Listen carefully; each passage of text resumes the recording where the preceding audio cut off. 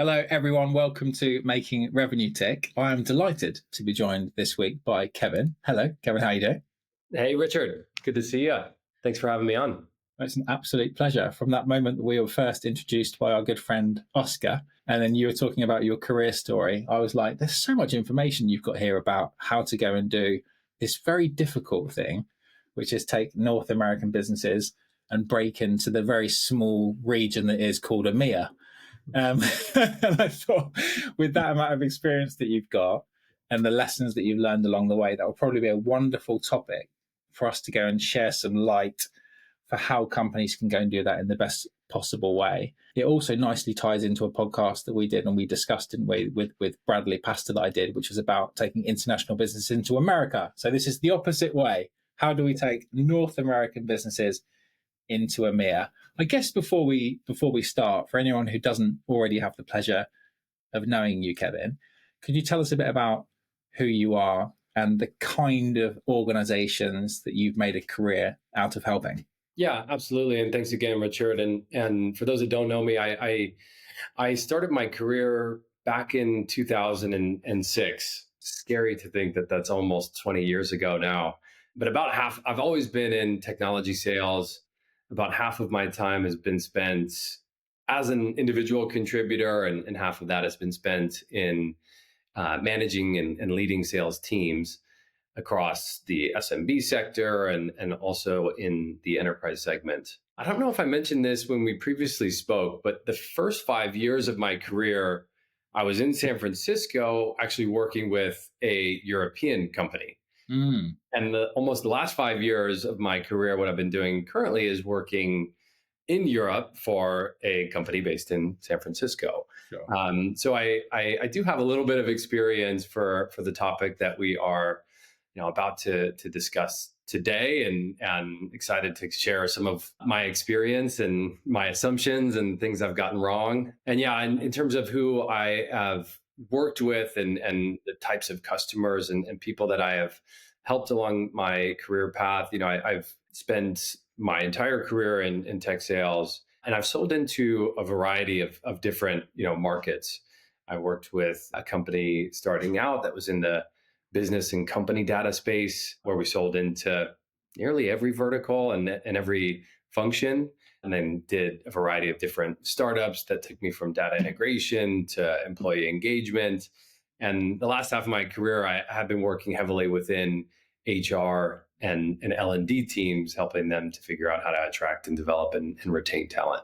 Amazing. Well, it's good that you've got both sides, because you'd be amazed in the same way that Bradley joked with me about America, in that America's like 50 different countries. And even though I was in Miami for a year and felt like I understood the American market quite well, he was like, Miami is completely different from Jacksonville, like just in Florida.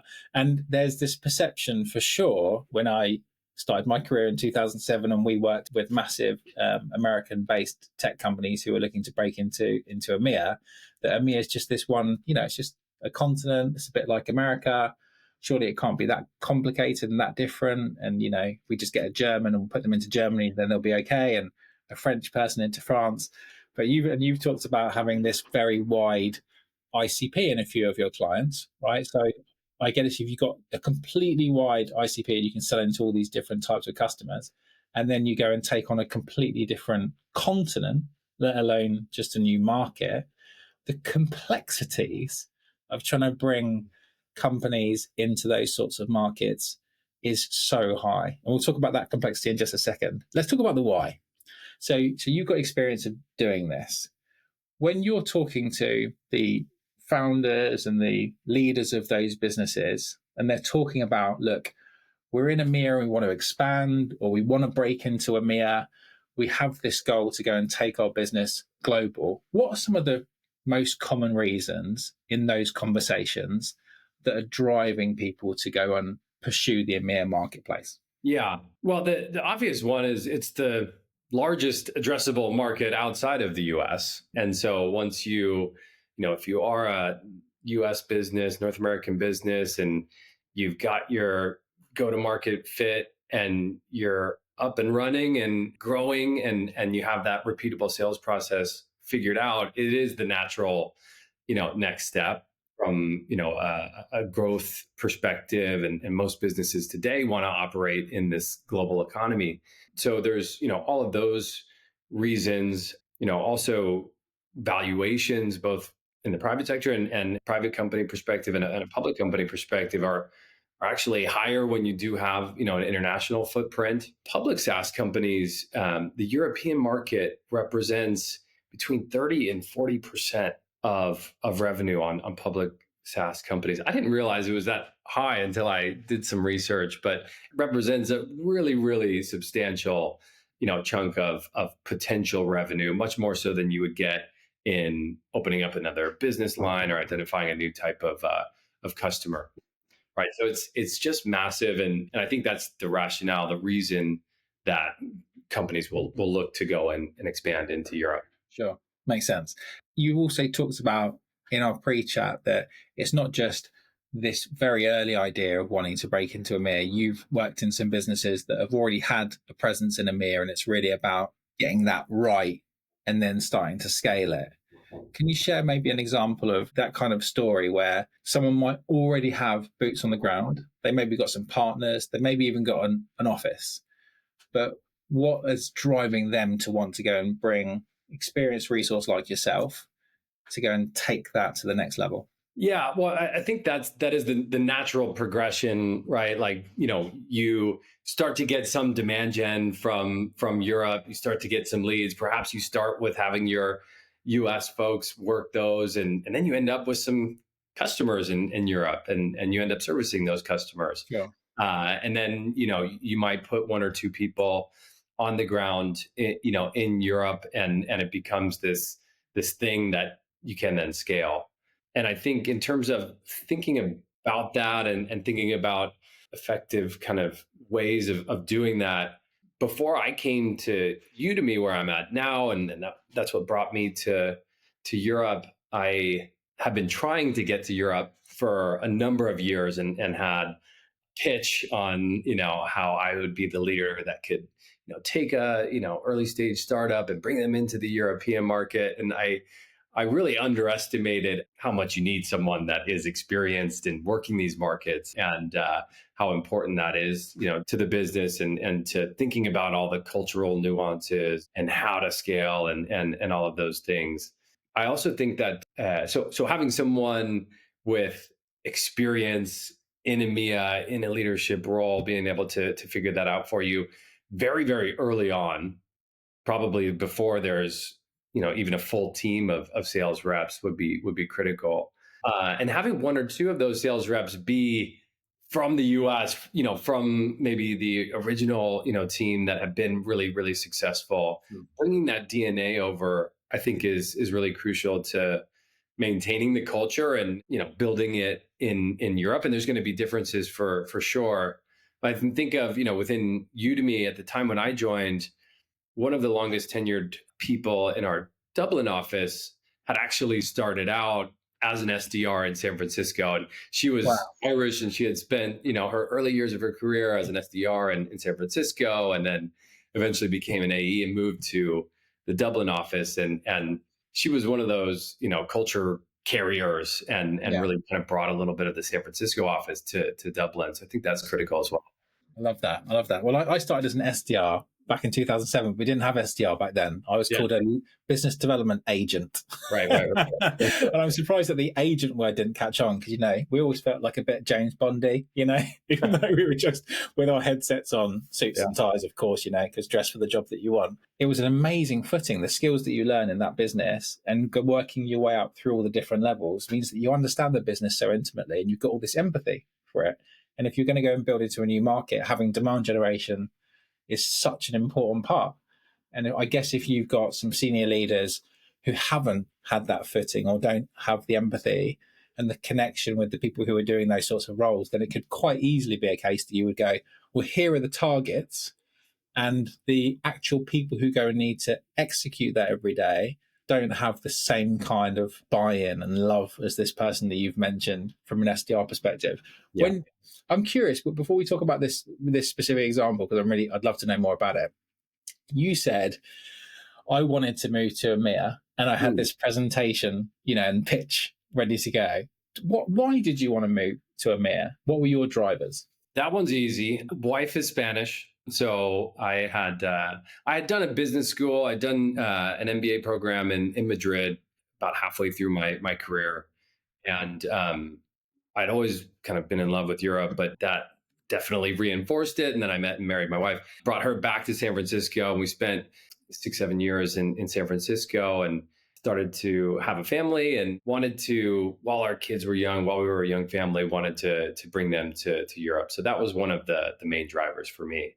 It's a beautiful driver. I like it a lot. It makes a lot of sense. And I guess your wife will be quite happy to come back to her family and be in Europe as well. And it's a great experience for your kids, right? Yeah, and it wasn't perfect. There was a couple of different opportunities that surfaced that ended up getting pulled in the 11th hour. And then, funny enough, one of those was sort of as COVID approached, and this really impacted the business. And I say, hey, Kevin, we got to pull back on that. But my wife and I were so excited about finally making it happen. And that was the nudge for me to go out and find this opportunity that did end up bringing us to Ireland for 2 years, and then eventually to Spain, where my wife is from, for the last 2 years. Yeah, amazing. I love that. I love that pioneering thing. I think the side of you and this story, I tell very passionately and with great love the adventures that I managed to have within a company. When we were expanding internationally, I joined a business in 2007 that just had an English office,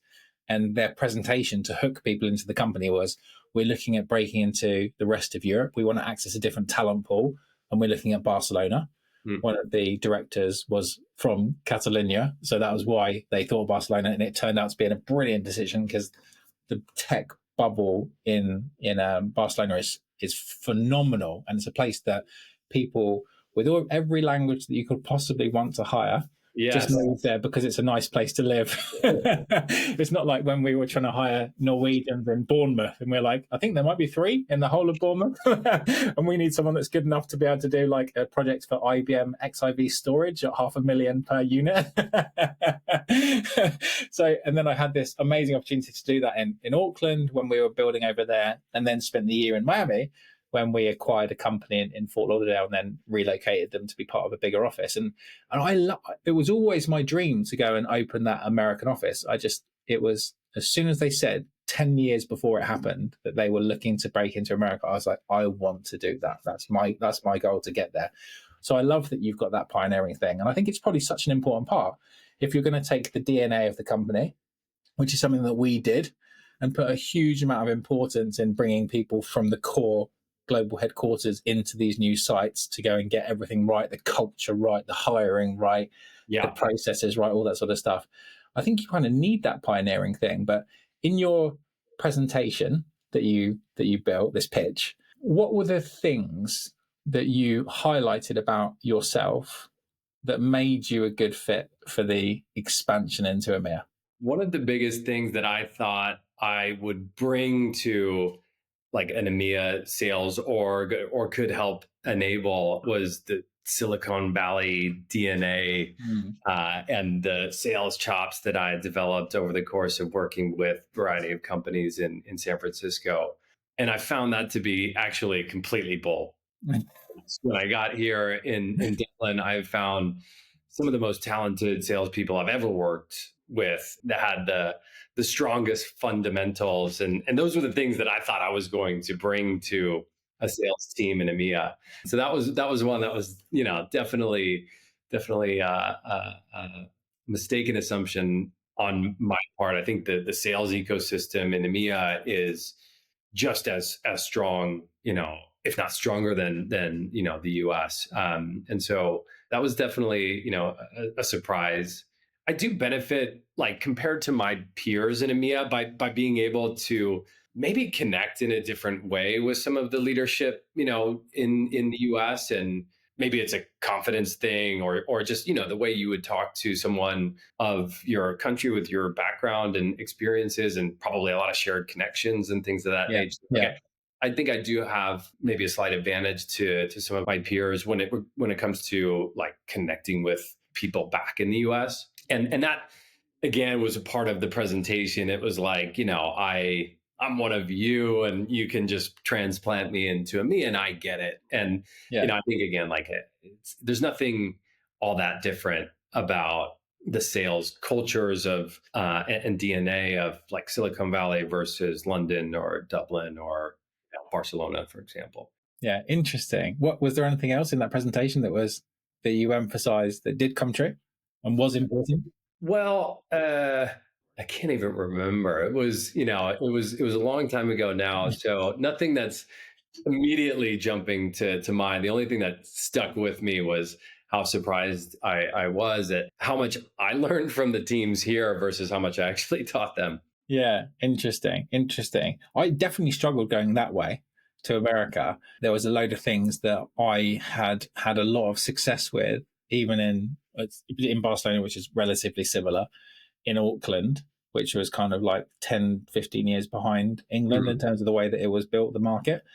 But I struggled in the US to apply a lot of those things. And I really had to lean on the local American managers that we hired and really listen to the team for feedback rather than trying to just impose. When I tried to impose to help, it actually just went backwards, Yes. which I found was a big challenge. So that was interesting. What I did notice from very early stage in my career of becoming a manager and managing Germans and French people and Nordics and people in the Middle East and Eastern Europe and so on and so forth is the etiquette and the rules around how you build relationships was the biggest thing that I noticed was different. For example, in Germany, you can't just phone up someone and go, "Hey, Kevin, how you doing? You got 30 seconds." They'd be like, "What are you talking about?" You have to start by saying, "Hello, Mr. Shirley." Yeah. And Yeah. then if you build a relationship over enough time, you might say, "By the way, my name is Richard. Feel free to call me by my first name. Would it be okay if I did the same with you?" Like, but it takes a while. You can't just go and do that off the bat. And those sorts of things, if you don't know them, doesn't matter how hard you try, how much you put in terms of KPIs and effort, how much you learn the product, you get those tiny things wrong in terms of the etiquette of how you approach the communication. You're not going to sell anything in that market at all. What were some of the things that you found out that really surprised you?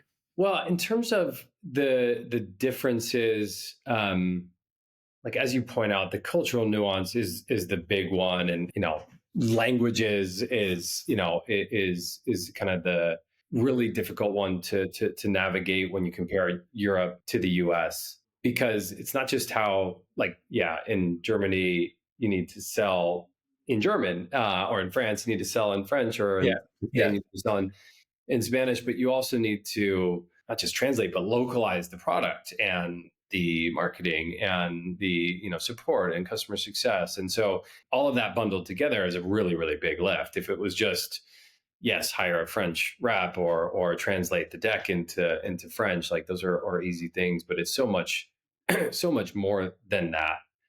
And we actually had a lot of success in Udemy in the first couple of years because we had such a COVID was a big wind in our sales, and we had a lot of leads coming through the inbound funnel. So much so that we couldn't hire all these people that we needed to, especially in Dublin. Like trying to find German AEs in Dublin is like a two-headed unicorn. It was incredibly hard. Um, and but some of those cultural nuances that you talk about, like we have English speakers that are very direct in how they communicate and how and very prescriptive, and that worked really well in Germany. So much so that like we had English speakers selling into Germany, that when we finally did hire a German AE, that person did okay, but not as well as those that were really direct and not aggressive, but really prescriptive and very managed their time very well.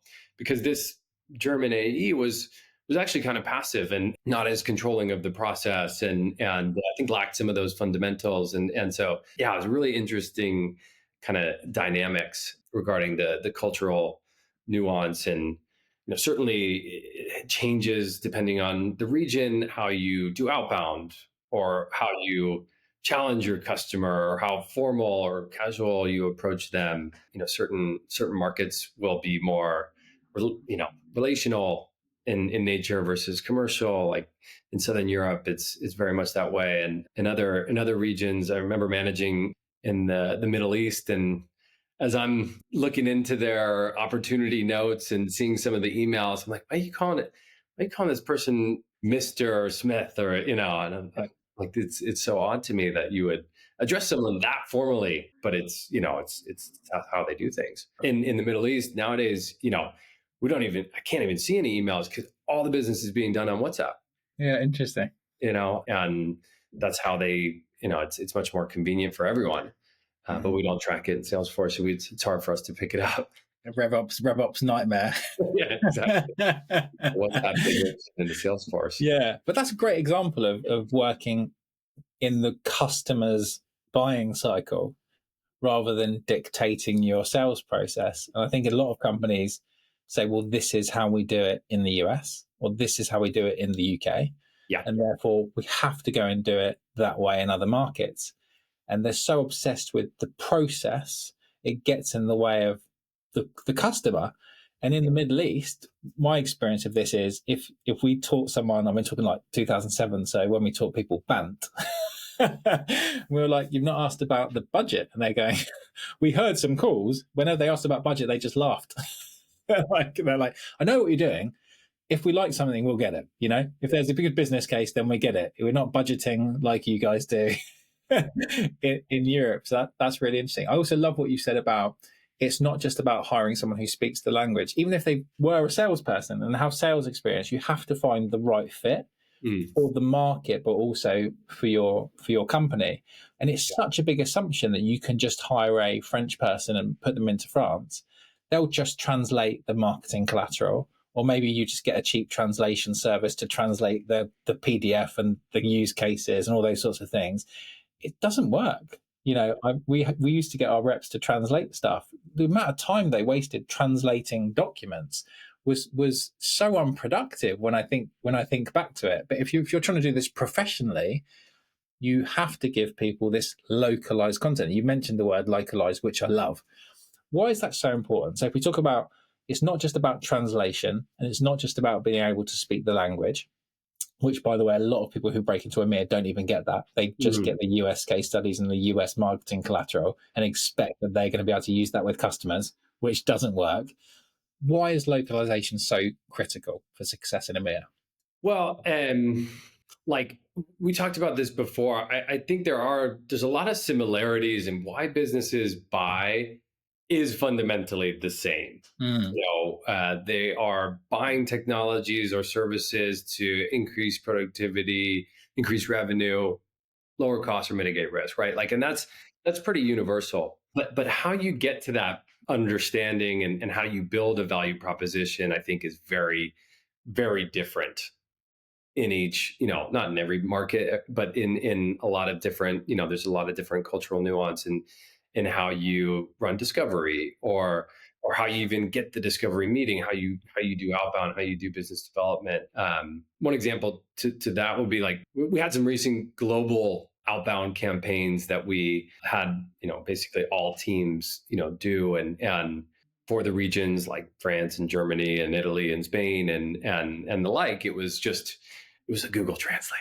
It was, and it not only did it not work, but I think it just kind of missed the mark on so many levels. To be effective in that regard, you need to put it into the context of that, business, and it needs to be highly tailored, not just to the business and to their industry and what they're doing, but also how they communicate and those cultural nuances we've been talking about. Yeah, really interesting.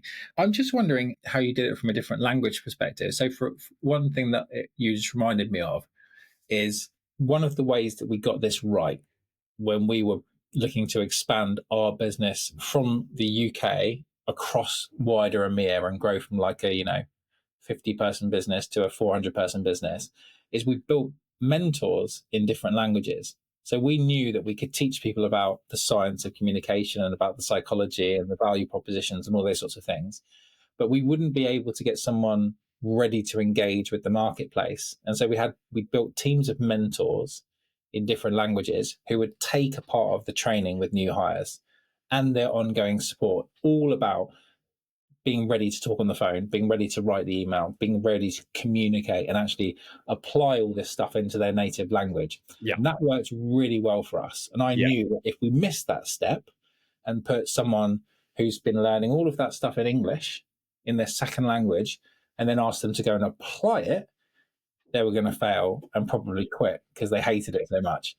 What were some of the ways that you've found that you helped that transition from someone learning your product and the solution to actually being able to engage with the market?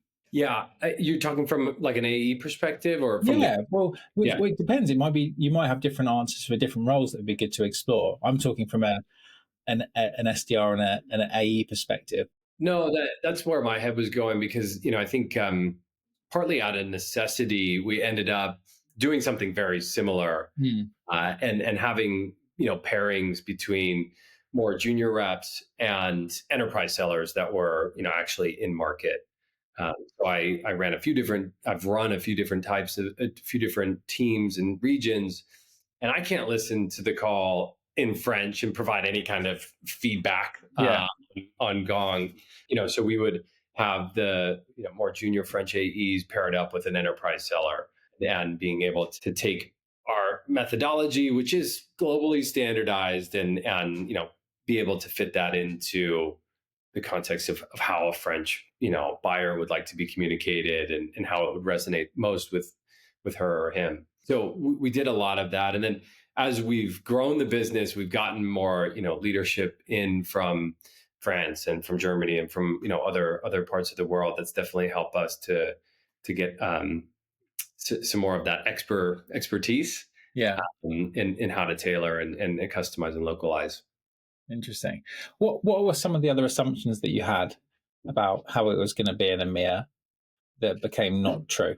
Well, I think the obvious mistake is just treating EMEA like the US and just coming over here and throwing bodies at it and trying to figure it out. You mentioned the Bradley Pastor, European company or international company coming into the US market. And he was talking about a lot of the nuance with the US, the cultural differences between the West Coast and the South or the Midwest and even the state laws, right? Yeah. And all of those things, which is absolutely true.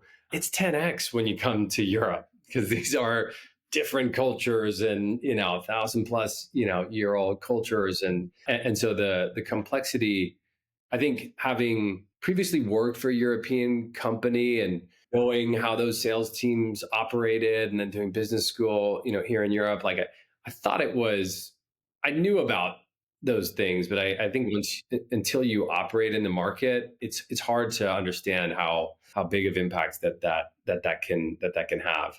And also while you may have a brand presence in the US and customers in the US, doesn't mean a whole lot when you come to Europe. It's not like you can just take all of that momentum and just keep going with it. You kind of have to start over here.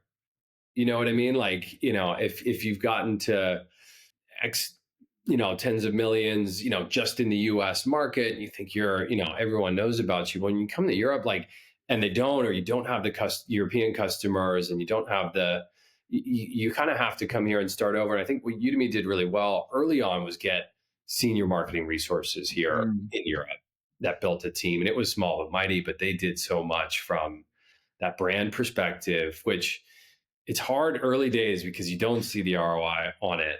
Sure. And, when I came into the business, I was working in our commercial segment, which was at the time under 2,000 employees. And we were doing as much revenue as the enterprise segment or more. It was very, sort of similar because they needed the localization of the product and enterprise grade features. They needed the brand and the customer referrals and all of that to really get going. Fast forward, for 4 years, and they're doing double or triple the amount of revenue and have skyrocketed, in terms of their ability to generate loads of revenue. So yeah, I think that is definitely an assumption I would have had 5 years ago that turned out to be wrong. You just take this really great business and just continue to to scale it, I think I probably underestimated the amount of effort and investment you would need to put into, marketing and even, customer success and support for these different regions that will need slightly different things. Yeah, it's a great point, right? There's not much point in having a brilliant salesperson in native language selling the dream, and then they get put on the customer success team, and they're like, "I don't speak a single word of German, and all the technical support documents are in English. You're just gonna have to deal with it." Why are we churning 80% of our revenue? That's really interesting. So what were some of the things that worked really well in terms of the marketing side? So you talked about marketing came over, a senior resource, they built this team. What kind of things were they doing? Was it around brand? Was it paid media? Was it events? What kind of things were they driving that made the difference to be able to grow that enterprise revenue 2x, 3x, 4x? Yeah, I think I'm no expert in this space, but watching from the sidelines, I think focus was key. So taking a look at our tier one markets, UK, France, Germany, right, and really focusing there on building the brand and building out the arsenal of case studies and having the marketing collateral and local languages and doing all of those things. That was definitely key to some of the success. And I think, like I said, it's kind of tough because you don't see it, you don't see the return like right away. Like building brand, it takes time. Yeah, 100%. And I think that expectations piece is so key.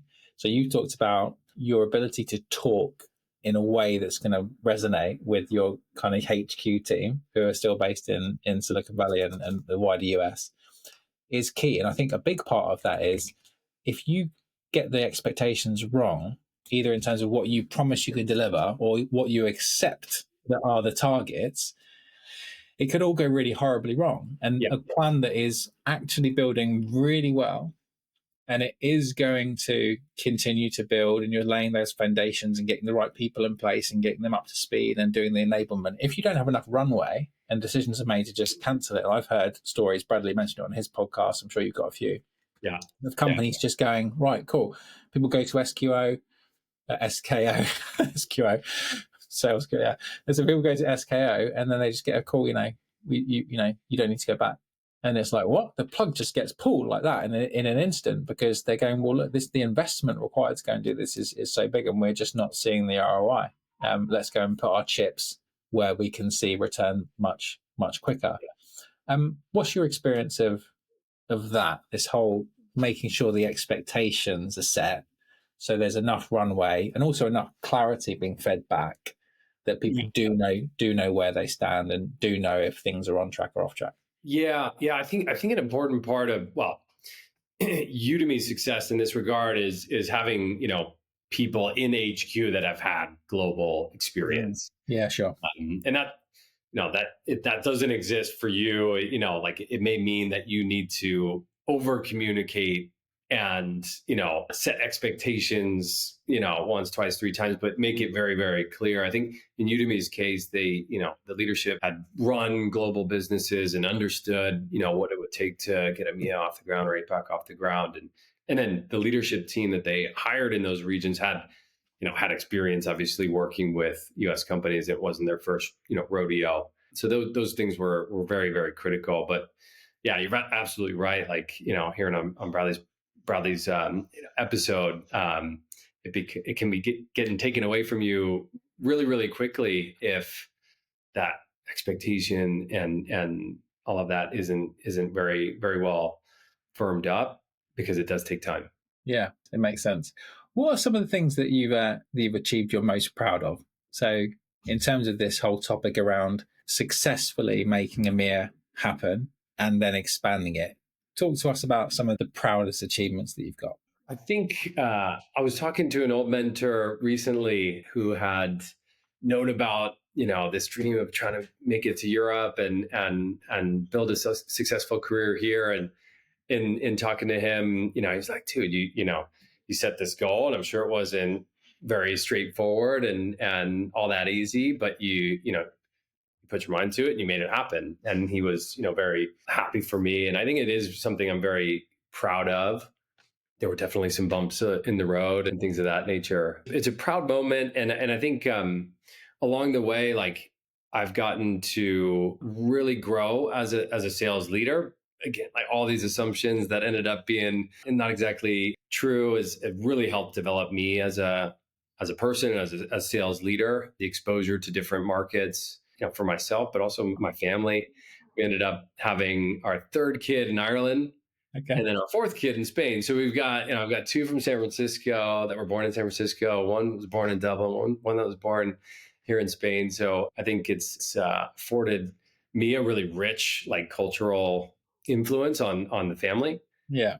And, I think there's also been that sense of like, what next? because one of the things when we finally got to Spain, which was a couple of years ago, it was like, all right, now what's the next thing? So I think it's always important to continue to appreciate the wins, and then think about what else do you want in life and in your career, and to work on those things as well, and keep pushing yourself.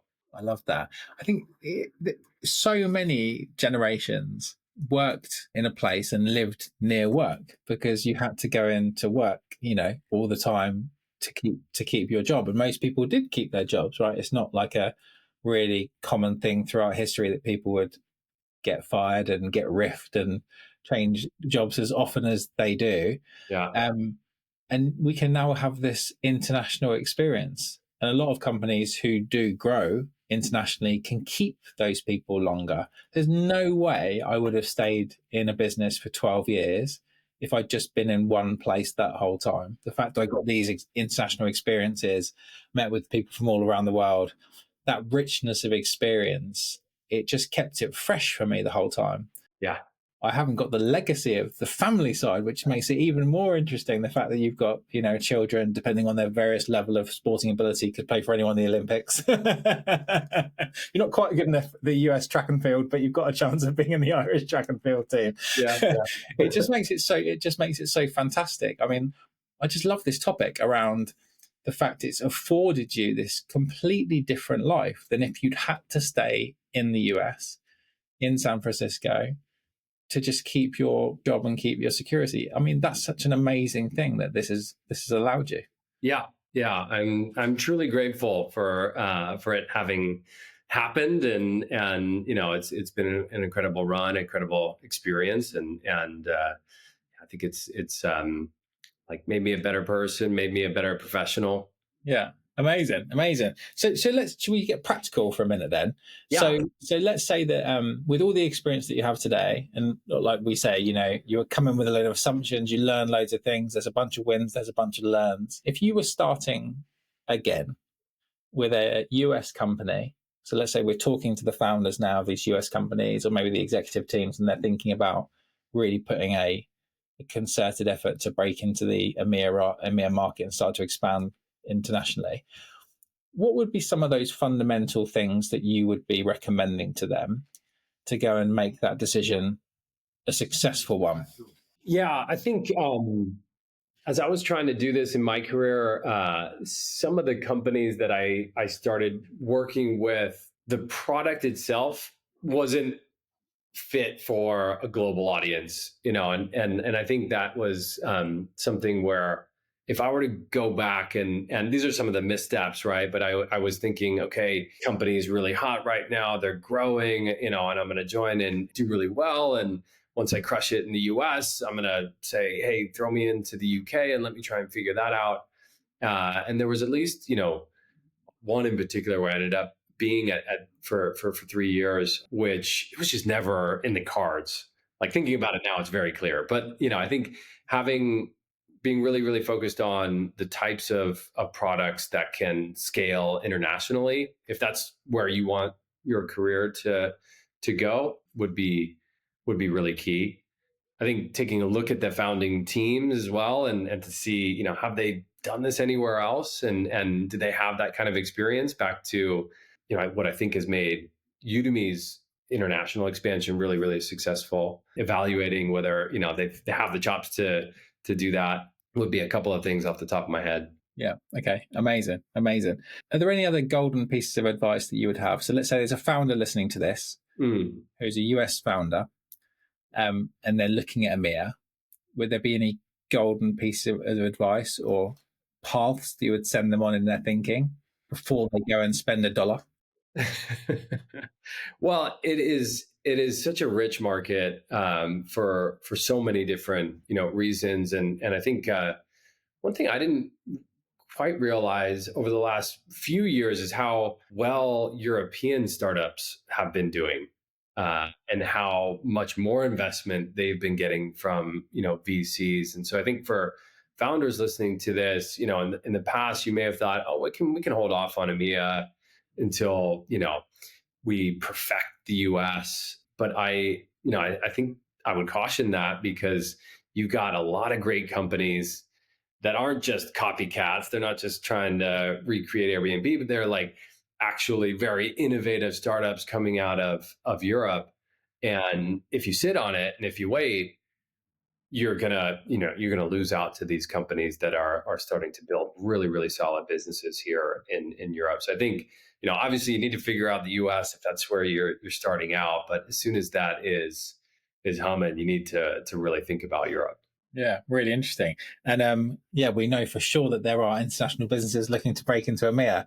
It is the dream of every rock band, and it is the dream of every business to break into this amazing 330 million person marketplace that has all this wonderful budget to spend on stuff, or at least we think so. So yeah, I've loved this conversation, Kevin. I think it's been really useful. So thank you so much for your time. If anyone wanted to get in contact with you and maybe pick your brains for some Yeah, of the experience that you've got, what's the best way of them getting in touch? I'm more than welcome to that. And the best way to reach me is on LinkedIn. Amazing. Well, Kevin, thank you so much for your time. It's been an absolute pleasure. Likewise. We'll see you on the next episode.